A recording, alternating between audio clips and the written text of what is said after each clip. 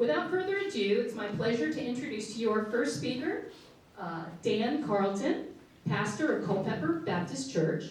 Dan is originally from Richmond, Virginia. He's married to Emily, and they have 3 adult children. He received his bachelor's from Everett University, Master of Divinity from Southeastern Seminary, Doctor of Ministry from Palmer Theological Seminary. Dan has served as a pastor for over 30 years. He was called to serve at Culpeper Baptist Church in 2014. Dan, I love this, Dan enjoys reuniting historic churches with their birth story and helping them renew their story for today. It's my pleasure to introduce Dan Carlton. Thank you, Laura. It is a great honor to be here today, and I'm grateful to Laura and the staff here at Montpelier for inviting me to be a part of this.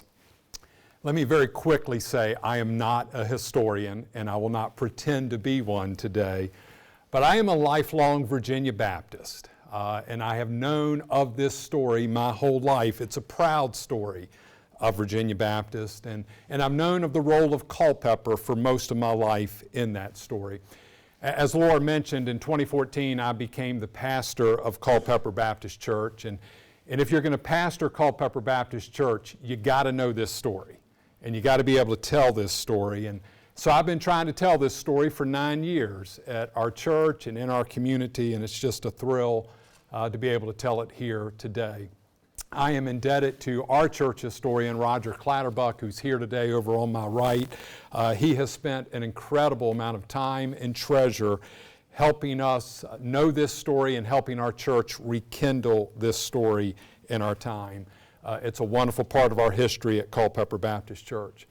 Our church has also commissioned Dr. Brent Jones to help write our founding story as we're in our 250th year, and I'm going to share some of his research and thoughts today as well. There is a lot that our church has been a part of for 250 years, but there is nothing greater that we have done than helping to birth religious liberty in our country and therefore in the world. And we Baptists are also indebted, and I'm thrilled to be on a program with Dr. Ragosta for telling our story so well. It's always good when somebody outside the family, so to speak, tells your story and tells it well, and his book has been authoritative in that regard. My goal today is just to tell the Culpeper story and then to make a couple of observations about what our responsibility is to that story as we live today. The story of religious liberty is the key to the founding of this country that we live in. And you really can't tell that story if you don't tell the story of Culpeper. So here's the story. There were 11 Baptist preachers imprisoned in Culpeper for preaching without a license. The established church at that time was the arbiter of any religious activity. So if you were going to get married, you had to be married by one of their clergy. If you were going to preach, if you were going to hold a religious meeting, you had to get approval through their church. And our Baptist ancestors said, that's not what we're going to do. That's not what we're willing to do. We won't get a license to preach the gospel. Our authority comes from God, and we will preach based on that authority. And Culpeper at that time was a solidly Anglican county. In 1763, David Thomas, who helped start our church in 1774, came to Culpeper to preach and evangelize, and news of his coming created instant opposition. And the hostility was so great that he kind of bypassed Culpeper and preached in Orange instead. And the hostility of Culpeper did not keep Samuel Harris, who was another interesting early Baptist, from coming to preach. And his first day of preaching in Culpeper went really well. The following day, he was met with mobs carrying whips and sticks and clubs, and so he didn't preach the next day in Culpeper, but also came to Orange. But what was interesting in all of this is the Baptist momentum was growing stronger. And their willingness to preach to the free and enslaved blacks at that time also raised the ire of the established church in that area. And James Ireland recalled how John Pickett was preaching in Culpeper County in an old field under some comfortable shade when enemies and opposers of religion let loose on an abundance of Negroes, seizing and whipping them. And yet the Baptists kept preaching, and they would be heckled. People would play cards and drink alcohol next to them. They would make noise to drown out the preaching. It's not what I experience today when I preach in Culpeper. And it wasn't just the preachers. We know their names, but it wasn't just the preachers. People who attended those meetings could be fined for not leaving those meetings or for refusing to testify against the ministers. Some were jailed for hosting these meetings in their homes or on their property. So there was persecution among the wider group of Baptist and other dissenting groups. The names of those who were imprisoned were Nathaniel Saunders, who was the first pastor of Culpeper Baptist Church, Mount Pony Baptist Church. And the actual arrest warrant for him is held at the Virginia Baptist Historical Society on the campus of the University of Richmond. James Ireland was in prison. The memorial bell in our church steeple is named for him. Elijah Craig, Thomas Ammon, Adam Banks, John Corbley, John Delaney, William McClanahan, Thomas Maxwell, Anderson Moffett, and John Pickett, all imprisoned in the Culpeper jail for preaching without a license. And I always want to remind folks when I'm telling this story, this is not like celebrity go to jail like we do. You kind of go and get released and there's cameras and everybody rewards you. These folks were treated brutally in jail. James Ireland is probably the best known because we have some of his writings, and he was imprisoned in 1769, maybe a little earlier, some dispute on the date. But it was ugly and harsh. They tried to blow him up. They tried to poison him. He would write letters from the jail in Culpeper, and he would refer to it as his palace in Culpeper. And he wrote these words, and these are powerful words, I think, that Baptists have always kept close to us. He wrote, "I count it the cost, freedom or confinement, liberty or a prison. Having ventured all upon Christ, I determined to suffer all for him." A great spirit of what those early Baptists felt. David Thomas, who I mentioned earlier, who helped found our church, wrote to Ireland describing Culpeper as one of the strongest of Satan's strongholds. I try to get the Chamber of Commerce to put that on the water tower, but they won't do it. I think we need to remember those kinds of quotes so we're not so making such an ideal of the Christianity of the founding of our nation. There was great opposition. I think sometimes we idealize how Christian our nation was in those days, which creates problems for us today. Elijah Craig was one of those that was imprisoned. He went to Kentucky as part of the traveling church. A fascinating man who we need to find out more about. He may have invented bourbon. So all Baptist pastors can have some aspirations once they have preached in Culpeper. It's a good deal. Where the jail was located, and let me see if I can do this right. So the jail was located on the corner of Davis and East Street. That building there is still there without the full steeple. What I love about this story is Culpeper Baptist built a church on the site of the place where they imprisoned our Baptist preachers. I would have loved to have been a part of the church at that time to vote to do that. But that place, that church is still there, and that was the place of the jail. Just to kind of give you the timeline, 1760s, 1770s, they are imprisoning Baptist preachers. In 1776, Mount Pony Baptist, what Culpeper Baptist came from Mount Pony Baptist. 1776, Mount Pony hosted the Baptist Association meeting in Culpeper. No one would have thought that would have been possible 2 years earlier when they were imprisoning Baptist preachers. 2 years later, Baptists from 20 congregations came together for 3 days of meetings. Baptist and dissenting groups were experiencing significant growth, and the church at Mount Pony had enough clout at that time to host a meeting. In 1777, John Leland became the pastor of Mount Pony. He would pastor till 1779. The church fired him, so I always tell my children, if I ever get fired by this church, make sure in my obituary it says he was fired by the church that fired John Leland. I want to have that marker. He was by far the most prominent Baptist leader in the state, and he rallied Virginia Baptists to the cause of religious liberty, and that was clearly seen in the discussion around the Constitution.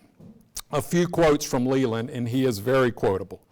"Religion is a matter between God and individuals, and civil rulers have nothing to do with religion and their official capacities. A man has a civil right to believe that which is erroneous and to do that which is morally wrong." And Leland led Virginia Baptist to hold out on the Constitution and to make sure that that Constitution guaranteed religious liberty. They circulated petitions widely. They used every influence they had to get to that result. And they believed that they had fought far too long. They had dealt with far too much persecution. They weren't going to let this new federal government take away a right of religious liberty. Leland strongly influenced Madison. That's why it's so special to be here today. Madison needed the votes of Virginia Baptist, and he met John Leland on March 22nd, 1788. We don't know all the details of that conversation, but we do know that after that conversation, Baptists dramatically swung their support over to Madison. And the story of that meeting was widely circulated while both of them were still alive, and neither of them ever refuted it. There was also a conversation at that time of making Christianity the established religion of Virginia. But the dissenting groups, the Baptists, pushed for full religious liberty. Leland said the notion of a Christian commonwealth should be exploded forever.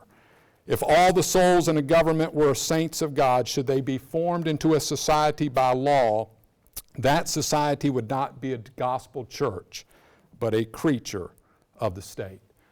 Dr. Ragosta also has that quote in his book. If Virginia Baptist, led by Leland, didn't support Madison and the Constitution, then Madison would have lost and the Constitution would not have been ratified in Virginia. And while Jefferson and Madison get deserved credit for the founding of this country, for forming so much of this country, let's make sure we remember the role of Baptist and dissenting groups for pushing on this issue of religious liberty. Baptists were not a sophisticated people back then. We might be a teeny bit more today.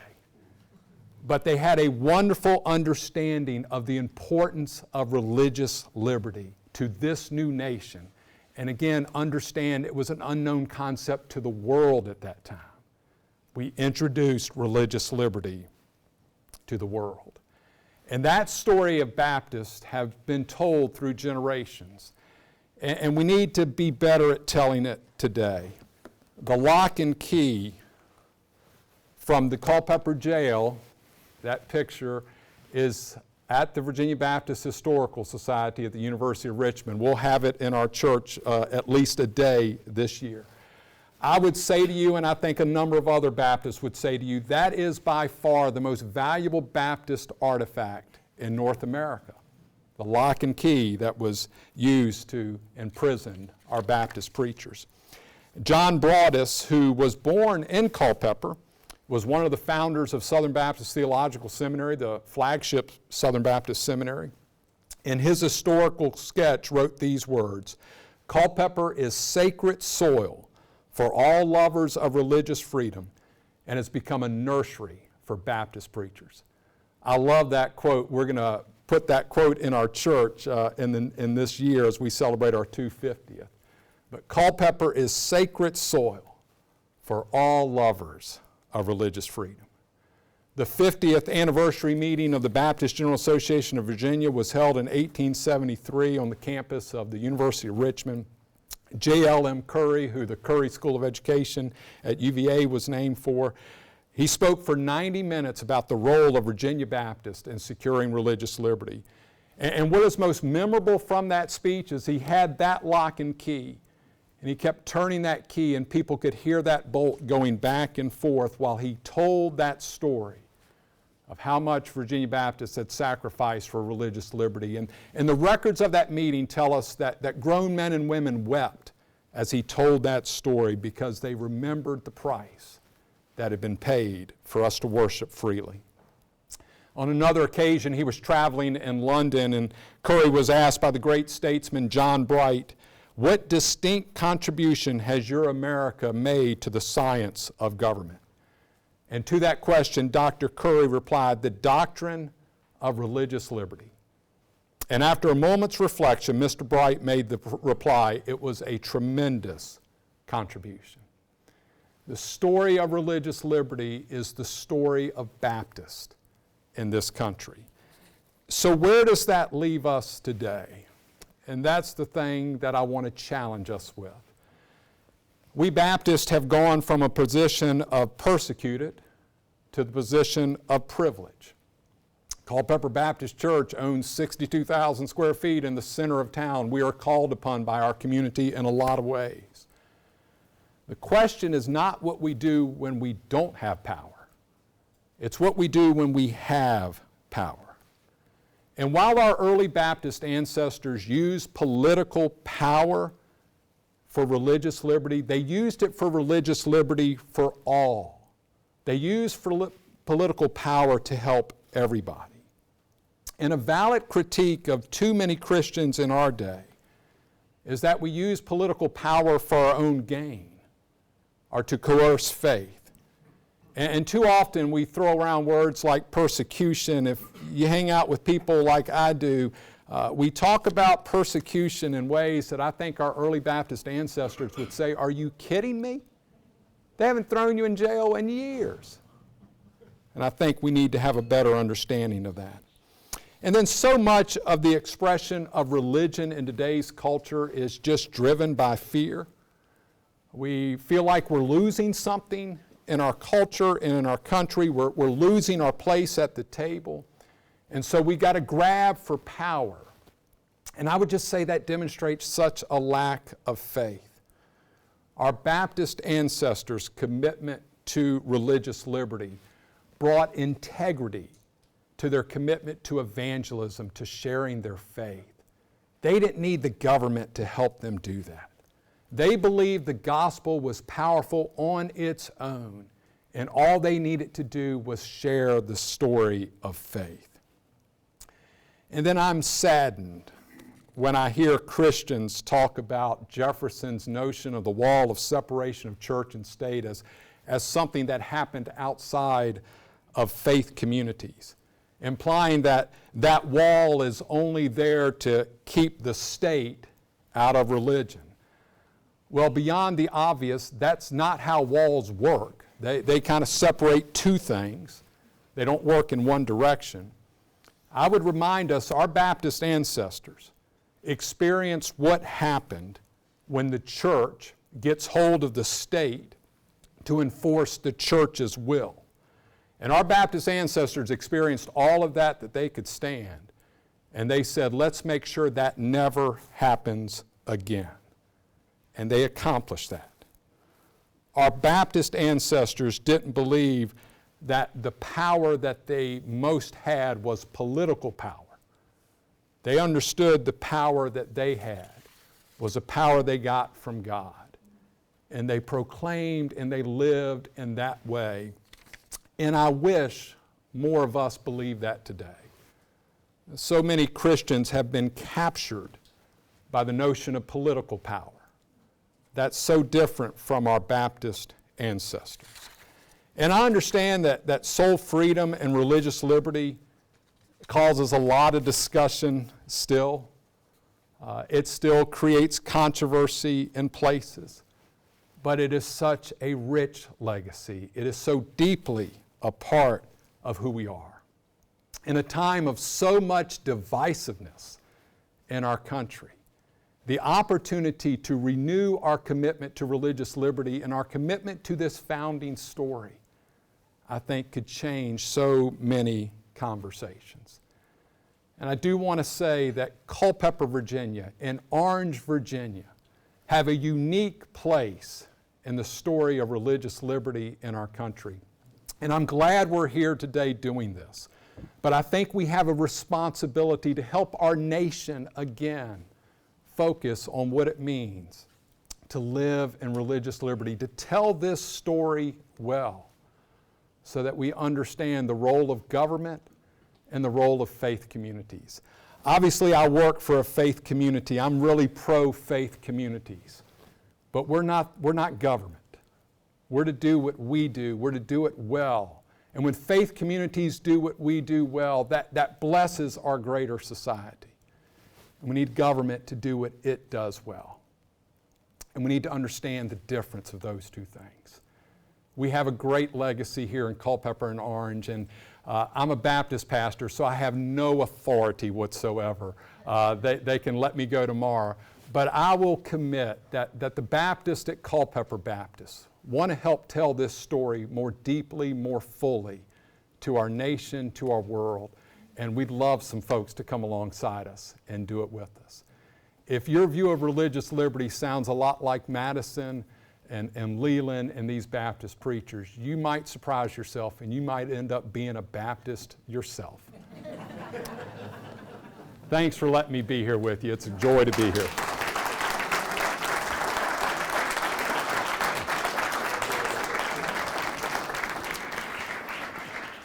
Thank you so much, Dan. That was wonderful. It is also my honor today to introduce our second speaker, Dr. John Ragosta. So John is a historian at the Robert H. Smith International Center for Jefferson Studies at Monticello. He holds a PhD and a JD from the University of Virginia. He has taught law and history at the University of Virginia, George Washington University, and Hamilton, Oberlin, and Randolph Colleges. He is the author of Religious Freedom, Jefferson's Legacy, America's Creed. And he's the author of Wellspring of Liberty, How Virginia's Religious Dissenters Helped to Win the American Revolution and Secured Religious Liberty. He is co-editor of European Friends of the American Revolution and the founding of Thomas Jefferson's University. His newest book, For the People, For the Country, Patrick Henry's Final Political Battle, was released in August of 2023. I understand he is also a beekeeper. Ladies and gentlemen, again, it's my honor to present John Ragosta.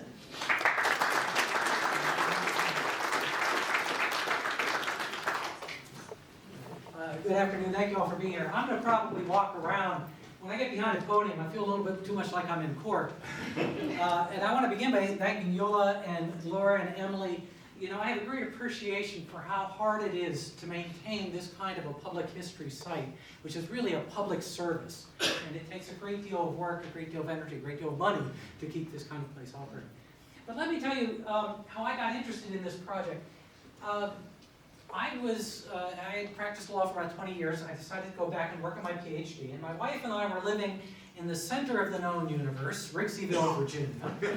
And we decided, I was going to write my dissertation about the Culpeper Minutemen, because these are the classic Minutemen from the Revolution.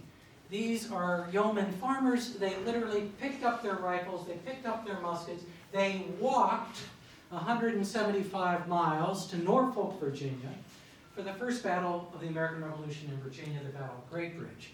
And they won that battle. It was Culpeper County that helped to win that battle. But as I started my research, I came across a gentleman that Dan mentioned, Captain William McClanahan. Now, as I started to research William McClanahan, it was interesting. This man was a Baptist minister who was jailed in 1773 for preaching without a license. Well, this launched me into an entirely different area of research. Why does a man who is jailed by the government for preaching without a license, why is he willing to pick up a gun and walk 175 miles to defend the new country? Now, we have been told in history, of course, we know that Virginia was technically had an established church before the Revolution, but historians had told us for years, I had read the story, that Virginia's establishment was mild, relatively brief, and insignificant. And it struck me that William McClanahan might have a different story to tell, having been in an 18th century jail. So that was the story that I launched into. Now let me also say, since we're here at Montpelier, this is not, on its face, a story about James Madison. He has an important role in it, but it's also significant that this is a story that was very important to James Madison and his thinking and his understanding of America and religious freedom. So when I launched into my dissertation, I made three discoveries from my perspective. First, the establishment was far worse than we had been told. We had been told that there was a tax to support the Anglican Church, but in fact it was the largest tax that most people were paying. It didn't matter if you were Quaker, Baptist, Presbyterian, you were paying a tax to support the local Anglican ministry. Beyond that, the Anglican vestry was responsible for orphans and for poor relief. What this meant is if you were Baptist, Presbyterian, Quaker, and you died, your children would be turned over to an Anglican household to be raised in a good Christian household. This irritated people no end. It also meant that prosecutions of failing to attend church, you're required to attend church, one every 4 Sundays. Failure to attend church, fornication, swearing, blasphemy, that was all controlled by the Anglican vestry. And they tended to prosecute Baptists and Presbyterians a little bit more than Anglicans for failing to attend church. By the way, the most prosecuted crime in colonial Virginia. And yet, in spite of this prosecution, in spite of this discrimination, the Baptists and the Presbyterians in particular, there were other dissenting groups, but the largest were the Baptists and the Presbyterians, continued to grow. So in the 1760s, the Anglican establishment, both political and religious leaders, responded with more forceful discrimination. It might be a Baptist Presbyterian meeting going on outdoors. Men would ride through on horseback with horsewhips, beating people right and left, especially black people, be beat mercilessly for attending a prayer service. Ministers were chased with hounds. And you know, I used to think that was sort of amusing. Have you ever seen a pack of foxhounds? Imagine that, chasing someone down. A Baptist minister was treed. Rocks were thrown. Guns were shot. There's a story written that in one prayer meeting they threw a hornet's nest into the prayer meeting. I've been chased by hornets. Another report, they threw a snake into the meeting. Now, I lived in Rixeyville. And you know, 18th century farmers, that was a black snake. I don't know what would have ever been reported in the history. Somebody throw a black snake in the meeting. Speculation, it was a copperhead. A mean little bugger of a snake. This is what they were doing. Often an Anglican minister would be involved or be urging people on. They would often grab Baptist ministers, take them to the local body of water, and dunk them in a rude parody of immersion baptism. David Barrow was dunked. They held him underwater, and then they'd pull him up and say, "Do you believe?" And before he could say anything, they'd put him back underwater. He thought he was going to drown. They finally pulled him up, and they said, "Do you believe?" He said, "I believe you mean to kill me." They finally let him go. In Fairfax County, at the Baptist Meeting House, they broke in, and the historic record tells us they did the most slovenly things to the communion table. You can imagine what they did to that communion table. More persecution. This is when they began to imprison the ministers. And it was mostly Baptists, but Presbyterians as well. Began in 1768 in Spotsylvania County, just that way, versus Culpeper County, just that way. By the time of the American Revolution, over 50 Baptist ministers had been jailed for preaching without a license or disturbing the peace. And as Dan says, the Baptist ministers, they'd be hauled into court and be told they were being brought in for preaching without a license. They say, we have our license from King Jesus. Throw them in jail. Over half of the Baptist ministers in Virginia suffered jail time before the U.S. Revolution. Think about that for a minute. Over half of the Baptist ministers in Virginia were jailed for preaching without a license or disturbing the peace. But the ministers were smart. Dan mentioned that they realized this was an opportunity to proselytize. They could preach from jail, like Paul. And so they would find themselves preaching from their jail cell, and people would gather outside the jails to hear them. Once again, people would ride through on horseback, beating people right and left. They would play drums. They would sing drunken songs. James Ireland, Dan was talking about, he is preaching from his jail cell in Culpeper, which is partially underground. Someone comes up and urinates in his face. John Weatherford, preaching from a jail cell in Chesterfield, has his arms outstretched in prayer through his jail cell. Men come up on his right and his left with knives and cut his arms, carry those scars till his death. James Ireland, they burned pepper, they burned gunpowder outside his jail cell. In 1774, James Madison writes a college friend about the diabolical, hell-conceived principle of persecution. To their eternal infamy, the clergy, the Anglican clergy, can furnish their quota of imps for this business. This vexes me the most of anything whatever. This was not a mild and an insignificant persecution. Second discovery. What happens? And the answer is the Baptists and the Presbyterians cut a deal.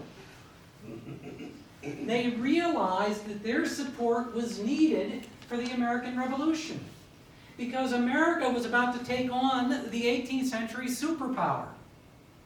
And in Virginia, by the time of the American Revolution, 20 to 30%, maybe a little more, of the population were dissenters. And if you're going to have a war with the superpower, you need these people. And you especially need those Presbyterians from the Shenandoah Valley. Why? Those are the guys with the long rifles that can hit a squirrel 100 yards. It was Presbyterians from Virginia's Shenandoah Valley who are Daniel Morgan's riflemen that win the Battle of Saratoga. In fact, in the records of the first Virginia governor, Patrick Henry, they talk about, we need those Presbyterians from the valley, the guys with the rifles. So the Presbyterians and the Baptists realize this, and they say if they need us for this war, maybe we shouldn't be being thrown in jail for preaching. And there's a remarkable transformation that I found in the petitions from the dissenters to the Virginia Assembly. There's hundreds of petitions available in Richmond, written by dissenting religionists to the Virginia General Assembly, the House of Burgesses, and then the General Assembly. Before the war, those petitions basically say, please, please, please stop throwing us in jail. Just stop the act of persecution. David Thomas, a Baptist minister, writes, we lay no schemes to advance ourselves, nor make any attempts to alter the constitution of the kingdom. In other words, we're willing to pay taxes to support the established church. We're willing to have an established church. Just please stop throwing us in jail. By 1776, those petitions change. June of 1776, the Prince William Baptists write a long petitions in which they say, you need to stop throwing us in jail, you need to allow us to preach, you need to allow us to marry people. Dan had mentioned that technically you had to be married in the Anglican Church. If you're not married in the Anglican Church, your children are bastards. And by the way, that had legal consequences. They said, let us allow us to marry our own people, let us to control our own orphans. And the petition goes on and on with all the things. We want an end to the tax. These things granted, we will gladly unite with our brethren and to the utmost of our ability promote the common cause of freedom. And the petition started to sound like that. You give us our freedom and we'll support the war effort. The 10,000 name petition, largely Baptist, but other dissenters as well. Religious equality is needed so internal animosities may cease. The Augusta Militia, Presbyterians from the Valley, in October of '76, write that their unanimity, will be ever preserved by giving equal liberty to them all. And it cannot be withheld without the most flagitious fraud, pride, and injustice, which if practiced may shake this continent and demolish provinces. The Hanover Presbytery, again, writes a long petition. We need an end to the church tax. We need an end to the marriage restrictions. We need an end to the control of orphans. This being done, it will inure to the great honor and interest of the state. And if there was any question about the deal that was being cut, the Anglicans clear it up for us. They write a petition back complaining about the Presbyterians and the Baptists, and they speak truth. They say, we would by no means wish to see churchmen, Anglicans, adopt the principles of dissenters, withholding their concurrence in the common cause until their particular requests are granted, for by such conduct all may be lost. And that's exactly what the Baptists and the Presbyterians are doing. You know, you can throw us in jail for preaching without a license. Just stop doing that and we'll support the war effort. And that deal, that negotiation goes on throughout the war. And there's a back and forth that goes on throughout the war. So that in December of 1776, the church tax is eliminated on dissenters. It's suspended on Anglicans. It's then eliminated in 1779. There's a period of time when the Baptist and Presbyterian soldiers are allowed to have their own ministers as chaplains, because when the war started, you had to be an Anglican to be a chaplain. There's then, several years later, the dissenting ministers are exempted from the draft, because Anglican ministers were exempt from the draft. And by the way, that was extraordinary, because this was a period of time when the draft exemptions were being restricted. They were eliminating exemptions to the draft because we needed soldiers. But we're going to exempt dissenting ministers from the draft. And there's this back and forth. And this is where James Madison is heavily involved. Madison is first elected to the House of Burgesses, to the new General Assembly, to the convention that becomes then the General Assembly. He's critical in the development of Article 16 of the Virginia Declaration of Rights. He comes in 1776 to the General Assembly and joins the Committee of Religion, which, by the way, is where he meets Thomas Jefferson and where their work begins. And that's where they're beginning to have this effort of suspending the church tax, and so on and so forth. At Madison's funeral, someone remembers being told by Madison that he was explaining what had happened in 76 and 77, and he said, when hope was sinking, the Baptists declared that the tenets of their religion did not forbid their fighting for their country, and that the pastors of their flocks would animate the young of their persuasion to enlist for our battles. It was critical that the Baptists and the Presbyterians support the American Revolution, and their support was gained by ending the persecution. And by the way, the arrests stopped with the beginning of the American Revolution. There's one effort to arrest a Baptist minister after the revolution started, and the court immediately threw it out. It stops with the revolution. Third thing that I discovered, excuse me, and that is that the religious freedom that they were fighting for, what did it mean? You know, religious freedom is one of those curious things that even today, and Dan mentions that people say America's divided. I don't think America's as divided as people say, but all Americans, everyone in this room, supports religious freedom. We may have different views of what that religious freedom means. So what did it mean to these Baptists and Presbyterians who were insisting upon religious freedom in return for support for the American Revolution? Well, as I said, the restrictions had been liberalized throughout the war, but when the war was over, there were still some restrictions in place. What was more is that at the end of the war, many people felt that religion had suffered during the war. It's not uncommon. During a major military conflict, a lot of churches had fallen apart. And so there was a question, what's going to be religion in the new republic? What's going to be religious freedom in the new republic? And there's a proposal made in 1784 by Patrick Henry, Richard Henry Lee, leaders of the American Revolution, to have a new religious tax to support religion. But this was going to be fair. They realized that you can't have a religious tax like we had before the war, where we have a tax, we tax everybody to support the Anglican Church. That doesn't work. Can't do that. So we're going to have a general assessment. And the way this would work is we tax everybody, but then we'd ask them, where do you want your money to go? Baptists, Presbyterians, Quakers, where do you want your money to go? And so it'll be spread. That's fair, right? For all Christian ministers. A resolution was passed in the House of Delegates to pay a moderate tax annually for the support of the Christian religion or of some Christian church. Passed by a significant margin. And that was going to become Virginia's law. And it was the law, by the way, in several other states. A general assessment. Religious tax that will then be parsed out, at least to Christian ministers. But James Madison was in the House of Delegates at that time.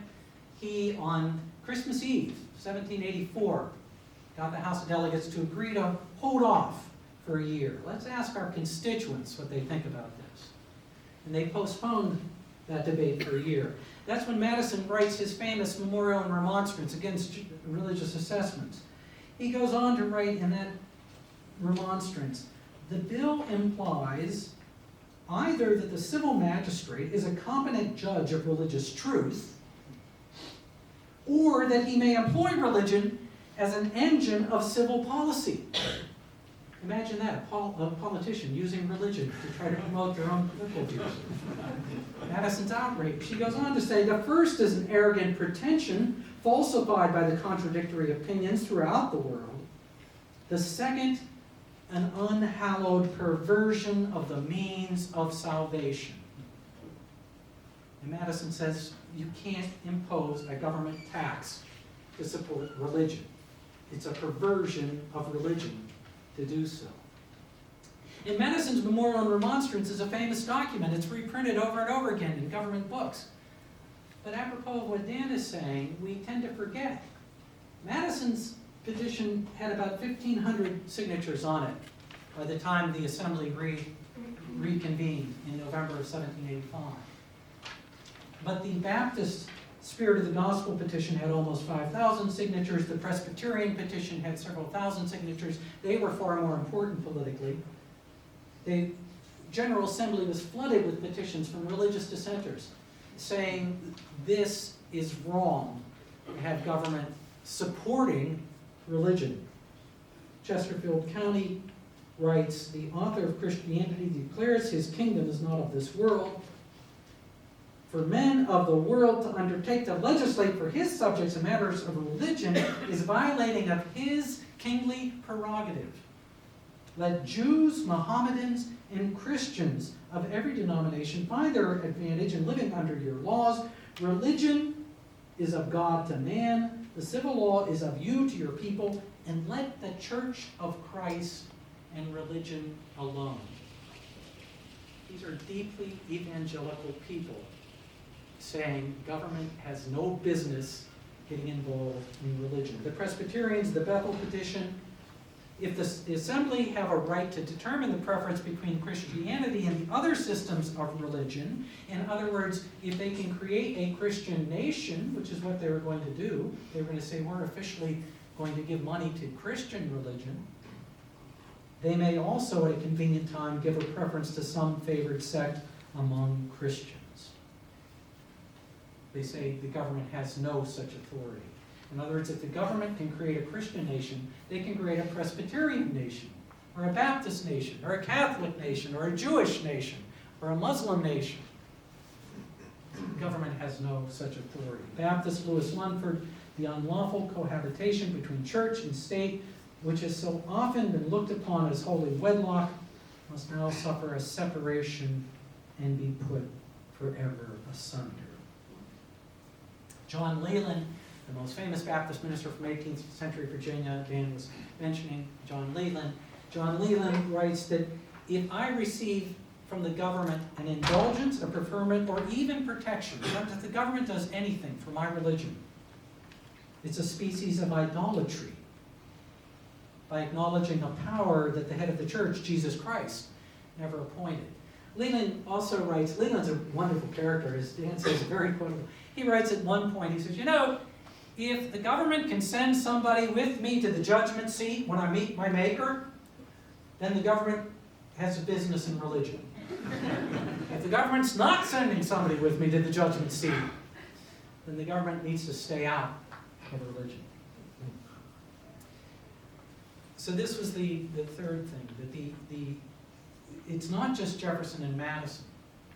It's not just, which is sort of our modern perception, it was these Enlightenment political thinkers, and they're critically important. Jefferson and Madison are important, but it wasn't that. It was these deeply evangelical people who insisted on a separation of church and state and on very robust religious freedom. So the general assessment is defeated. It goes down to ignominious defeat. They won't even bring it up for a third reading. It's basically just ignored. And Madison realizes this is an opportunity. He reintroduces Jefferson's Statute for Religious Freedom, which is then adopted and becomes what we know of as Religious Freedom Day. James Madison writes about the statute that it is intended, or the statute talks about the impious presumption of legislatures and rulers, civil as well as ecclesiastical. This is Dan's point, that it's both ways. The impious presumption of legislature and rulers, civil as well as ecclesiastical, who have assumed dominion over the faith of others, is what we're trying to stop. And then Madison, of course, becomes critical in the development of the Bill of Rights. And as Dan had mentioned, it's his meeting with John Leland that is critical in his being elected to the first House of Representatives, which is where Madison introduces the Bill of Rights. Now, another thing about Madison is, one thing that's interesting is Madison doesn't really like Baptists. He writes, Madison's a very conservative guy in that sense. He's Anglican. He talks about the Baptists. He says their enthusiasm contributed to render them obnoxious to so many. But he also realizes that's not the point. It's not whether I like Baptists. It's that they have a right and government has no business being involved. So, but I think this story of the general assessment, this effort to have a general assessment, and the way that was rejected is critical. Because in fact, among certain Supreme Court justices today, including Justice Thomas, former Justices Scalia and Rehnquist, they have suggested that the First Amendment would permit a government support of all religion. Now, by the way, that doesn't work today as easily as it might have worked back in 1784, because if we are going to have government support of all religion, it includes not just all the different Christian sects and Judaism and Muslim, but it includes the Rastafarians and the Buddhists and the Hindus and the Pastafarians and the people who believe in the Force and Wiccan and so on and so forth. But let's set that aside for a moment, because Rehnquist and Scalia and Thomas say, no, government, as long as it supports all religion. That is exactly what they were fighting against when they rejected the general assessment and adopted the Virginia Statute for Religious Freedom, which again becomes the basis of the First Amendment. So those are the three things. The persecution, far worse than we believed. That the dissenters cut a deal. They negotiated for religious freedom. It wasn't given to them. It was something they fought for and negotiated for. And third, that what they expected was broad religious freedom, including a separation of church and state. In the first Supreme Court case that addressed the Establishment Clauses of the First Amendment, Reynolds versus United States, fascinating case, we can talk about Reynolds. It's actually the Mormon polygamy case. But in that case, it's the first case where the Supreme Court is going to try to decide, what does the First Amendment mean? they write that Thomas Jefferson's statute for religious freedom, what we celebrate on Religious Freedom Day, unanimously, we don't get that a lot from the Supreme Court these days, unanimously, the Supreme Court in 1879 says Thomas Jefferson's statute for religious freedom defined American religious freedom. James Madison writes that the Virginia statute is a true standard of religious liberty. Its principles are the greatest barrier against usurpations on the rights of conscience as long as it is respected, and no longer will they be safe. If you, on Religious Freedom Day, are looking for something to do, it's Tuesday, I'd urge you to read the Statute for Religious Freedom. It's a remarkable document. Thomas Jefferson's actually pretty good with a pen. He writes it. The Statute for Religious Freedom is some of his best work. Read the statute. It's really a remarkable document. With that, I've been talking long enough, but we'd be very interested in your questions and in what you all think about all of this. Thank you.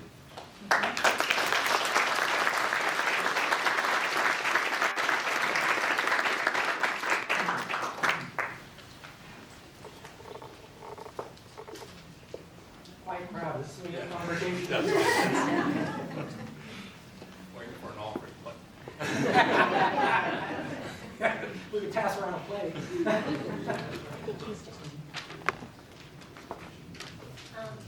Was there any influence by his formerly Quaker wife? I'm sorry, excuse me?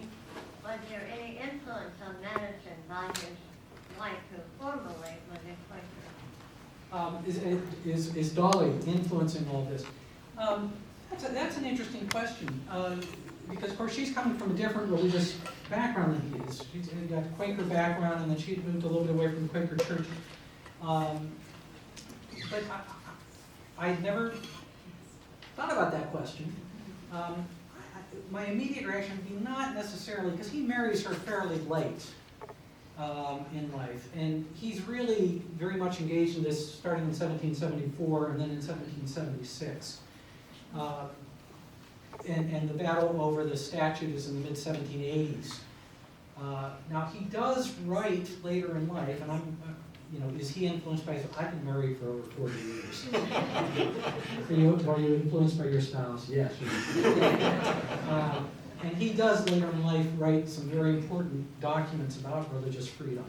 So I'm sure there was an influence there, but trying to trace it or seeing something direct and in the Quaker influence, I'm not aware of it.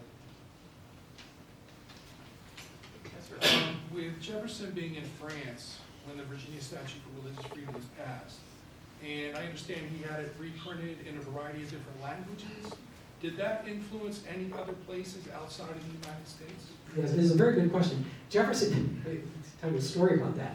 Thomas Jefferson does have a bit of an ego. Right? So Jefferson has the statute when it's adopted, and Jefferson writes it, Madison gets it through the legislature. There are some minor changes made by the legislature, and they really are quite minor. I've got them written down. I could go through them. But Jefferson is not happy with anybody editing his work. And he does this with the Declaration of Independence as well. When he has it reprinted in France to pass around, he passes around his version, not the one that was actually adopted. He does the same thing with the Declaration of Independence.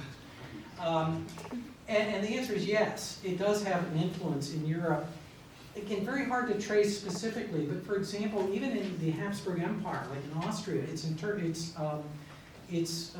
translated into Latin, which was the official language of their legislature, which didn't have a lot of power, and it's introduced word for word as to be adopted. Now, that doesn't happen, but it's translated into French, Italian, and one of the places you see an influence, though, which is fascinating, again, given our current immigration debates. At that time, we're trying to encourage immigration. And so you would get pamphlets printed, and they'd be spread around Europe about, come to America. Look at how great America is. And there's one pamphlet that's printed by Kentucky, which I think is fascinating. They talk about, come to Kentucky, you'll get religious freedom. And the back of the pamphlet is Jefferson's statute. This is American religious freedom.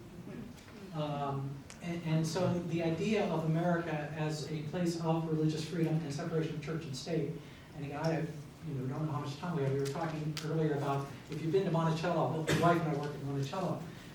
Monticello was preserved because of Uriah Levy, the first Jewish commodore in the U.S. Navy. Monticello is falling apart by 1834. He buys the house and preserves it because, as a Jewish man, he could not be an officer in any navy anywhere else in the world except America because of separation of church and state. And so America becomes known as a place for religious freedom. Now, I don't want to be Pollyannish. There's a lot of stuff going on in the 19th century. There's a lot of stuff going on in the 20th century. By the mid-19th century, and back to the Supreme Court, Justice Thomas, Justice Kavanaugh are trying to avoid separation of church and state, saying, well, it was all really an anti-Catholic plan to, because they didn't want to give money to the Catholic schools that were popping up in the 19th century. That's just bad history. I mean, yes, that happens. Separation of church and state is used by a lot of anti-Catholic people in the 19th century. But that's 75 years after the idea of separation of church and state had built up and America became known as a place of separation of church and state. So the statute gets reprinted in England, and people are commenting on it.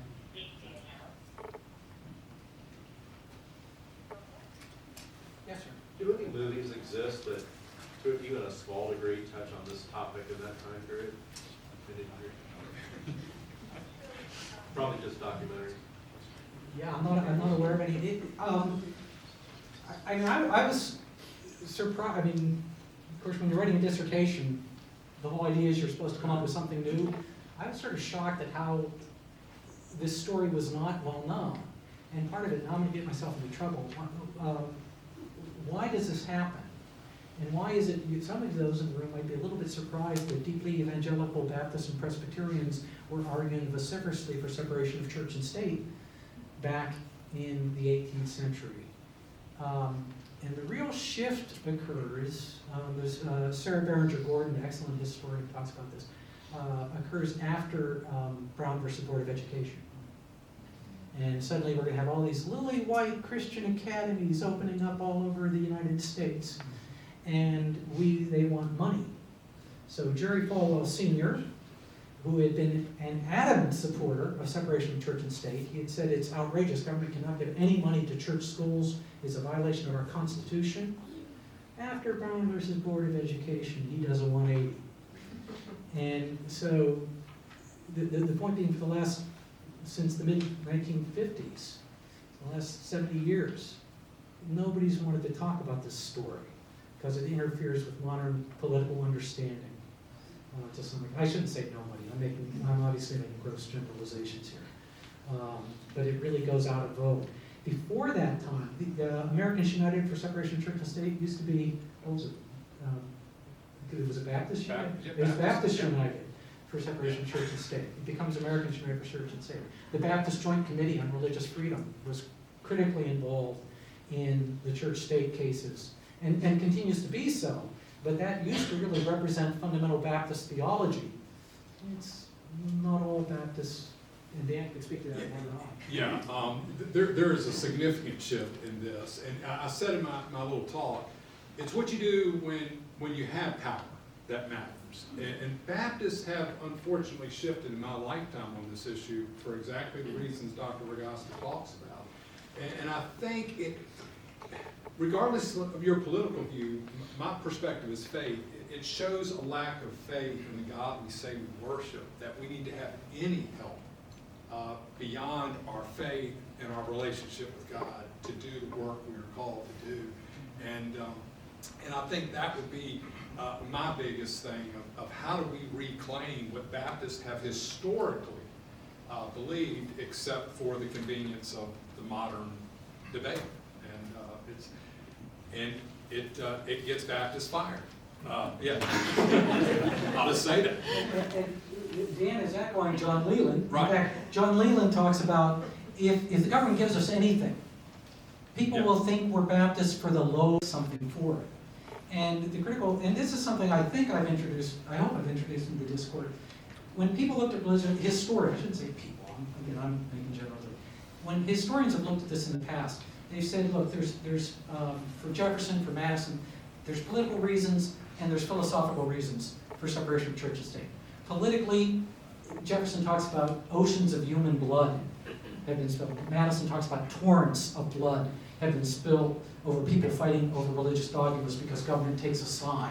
And we said, we're going to stop that politically. We're going to have a diverse country with people from multiple religions came from the country. Philosophically, Thomas Jefferson Memorial, I have sworn upon the altar of God eternal hostility against every form of tyranny over the mind of man. If government's involved in religious, it's interfering with the thing. I think there's also a fundamental theological reason, and certainly the Baptists and Presbyterians understood that. I think Madison and Jefferson understood that as well. The fundamental issue that the Baptists are arguing about in the 18th century is you've got to have a personal relationship with God. No intermediation, pope, bishop, priest, government, because God, that's Leland's at the judgment seat argument. God wants a personal commitment, and if somebody's putting a gun to your head or giving you money to make that commitment, that's not what God wants. So there's fundamentally a theological reason, and that's what Dan is. And one of the fun things I do, I pray at Culpeper Town Council meetings like once a year. Every time I do that, I realize Leland is spinning in his grave. He hated the thought that any religious group would have a privileged place in a public meeting. He thought that was awful. I still go to the town council and pray, but it's just a huge shift. And Baptists need to reclaim who we were in our current day. I think it gives us a much greater integrity to the work of our faith. But I think that's partially why this has not been a well-told story in the last 70 years. It was because some people didn't want to hear it. So kind of a tricky, but I'll ask it anyway, question. So define religion then. So, right, because we're talking about it, but can you define it? Right, what's the difference? Okay, y'all got to get comfortable. Personal belief, deeply held belief, and you mentioned my favorite group, the Pastafarians, and the little colanders on their heads and stuff for the driver's license photos. So Yeah, no, I love the Pastafarian. I love seeing those bumper stickers, because that's exactly the problem. Define religion. This is exactly the problem, and I think the Supreme Court's been correct about this. The Supreme Court's been very clear. We are not going to define religion, because that takes you down a whole other track. If the government gets to say, well, no, what you've got is religion. What you've got, that's not religion. Whatever your own deeply held personal beliefs. So the court basically says any deeply held belief that you say is religion, that's religion. And I think I could give you my own personal view, but I think from a legal perspective, that's about as well as you can do. Because, and this is why, I had a friend, I met somebody I met, one of the problems in this regard is the Religious Freedom Restoration Act, which is a very poorly named law, because it's not really about restoring religious freedom. The Religious Freedom Restoration Act is the critical issue with wedding cakes for gay marriages and so on, because the Religious Freedom Restoration Act says that if the government passes a law that interferes with your religion, the government must have the law very narrowly tailored and must accommodate your religion basically to the maximum extent possible. Which, by the way, Jefferson and Madison would be appalled at that as well. They wrote about this, and they said, no, as long as the law is neutral on its face, does not, I'm getting myself deeper. I'll tell you what, because I want to come back around to what is religion. So, for example, Jefferson writes at one point, look, what if somebody wants to sacrifice a child and say it's their religion? He actually uses that example. He says, of course we'd all say that, you can't do that. And he says, okay, but what if somebody wants to, it's a war, and we pass a law saying you can't slaughter a lamb because we want those lambs to grow up into full-grown sheep because we need the wool to make uniforms for the men and we need the meat. And so we pass a law saying you can't slaughter a lamb. And he's obviously thinking about Jewish Passover. And somebody slaughters a lamb and says, my religion says I can slaughter that lamb. And he said, they go to jail. And he said, look, it's a neutral law. No one can slaughter a lamb. Now, if the law said no Jewish person could slaughter a lamb, No, that's a constitutional violation. That's not neutral. If the law says you cannot slaughter a lamb for religious purposes, that's not a neutral law. But if the law says you can't slaughter a lamb, the law says you must make wedding cakes for whoever walks into your shop, then you don't like it, you go to jail. And Jefferson's very clear about that. So this, and I think the court actually is pretty good about that. It's not up to us, the court or government. Again, I can give you my personal definition, I won't. But it's not up to the public to decide what is and what is not a religion. Now the interesting thing about this, I started, I'm sorry for such a long answer. The Religious Freedom Restoration Act, about a couple of years ago, they arrested some people down in the deserts in Texas who were giving water and food to illegal immigrants when they came across the border. They defended themselves by saying, you're interfering with my religion. And the court threw the case out, said that's their religion. A friend of mine who is a labor lawyer, acquaintance, I should say, he's a Marxist. Don't see a lot of those guys around much anymore. He's a Marxist labor lawyer. He says, next time I'm hauled into court for violating the labor laws, I'm going to say Marxism is my religion, and the government can't interfere with my Marxist labor promotion.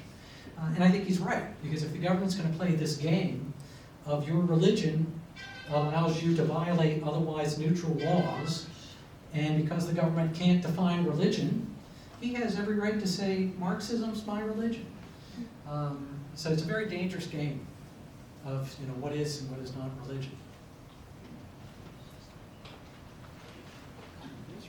As Anglican colonists became revolutionaries, I wonder about the strain with the Archbishop of Canterbury and the ties to England, and if that strain did assist in pushing them in the direction of the Baptists locally. Well, that's interesting.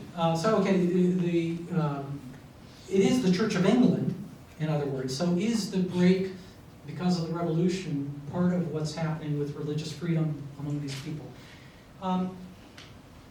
It's an interesting question.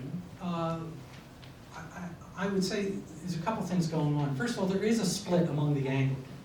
The Anglican establishment, Edmund Pendleton, Robert Carter Nicholas, Archibald Carey. So Edmund Pendleton is the first Speaker of the Virginia House of Delegates. Archibald Carey is the first Speaker of the Virginia Senate. They are sitting on panels as magistrates throwing people in jail. Okay, so they're heavily involved in this. And these are also the people who are going to tend to support the bishop. At that point, is the Bishop of London is the head of the American Anglican Church. But on the other hand, Jefferson and Madison are both, Jefferson sort of nominally Anglican, Madison probably a little more seriously Anglican, Washington's Anglican, Henry is Anglican, Patrick Henry. So you get the Anglican Church is really split on this. So I guess I'd say maybe, but I'm not sure there's any clear evidence that is having a huge influence on this. Now it has a big influence after the war, because one of the problems in the Anglican Church is you have to be ordained, you have to be ordained by a bishop, and unlike the Presbyterian and the Baptist Church, where you can grow people, it's got to come top down. And so you got to get bishops to lay on hands to get a bishop, and we don't have any bishops.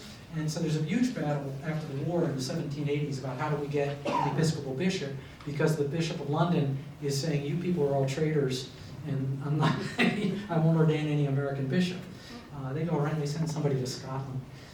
They get around it. So anyway, that battle about the Bishop of London comes up more after the war. Yes, sir. Approximately what percentage of the countries in the world have a similar practice to the United States of allowing religious liberty? That's a very good question. Not a lot. First of all, I've taught religious freedom at the university level, and you have to first begin, it is a very Western concept.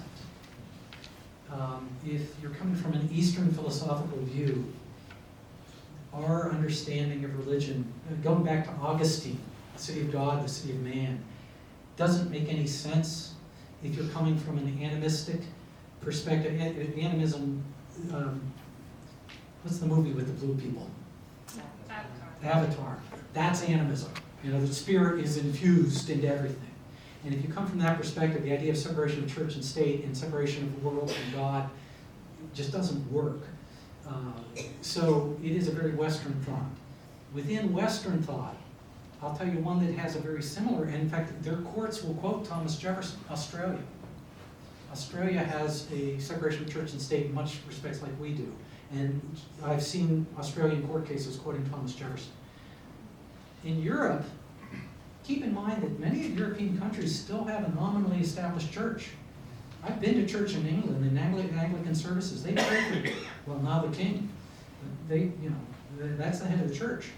In Italy, public school, there's a crucifix in front of the school. In Germany, you still have government funds helping to fund the Catholic Church in large sections of Germany. Now I point out, I've been to church in Europe. Nobody goes.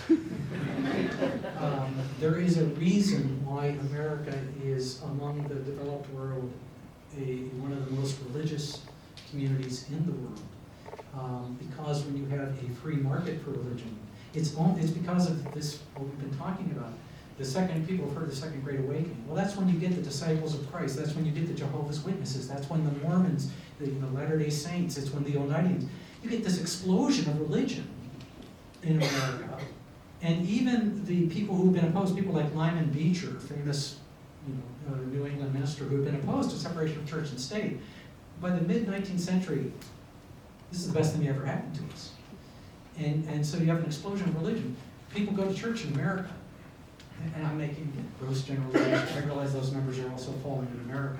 But the percentage of people who identify themselves as members of a church community, much, much, much, much higher here than in other Western developed countries. So, the answer to your question is very few have an American and certainly separation of church and state idea. Now they have religious freedom in England. I don't want to, and in Germany, what they would certainly see as religious freedom. But for example, the huge in France, the wearing the hijab, you can't do that in French government buildings. You don't get away with that here. So they have a very different sense of religious freedom than we do. You can't nominally wear a cross as a government employee at a government position in France. So it is, and Dan mentioned, it is, historians will talk about this, is one of the great American contributions to Western thought. And I don't want to denigrate other people's religious freedom, because I said we all agree on religious freedom, we have different, and that's okay, people have different views of things. But a Jeffersonian, an 18th century evangelical perspective on religious freedom is very much an American idea.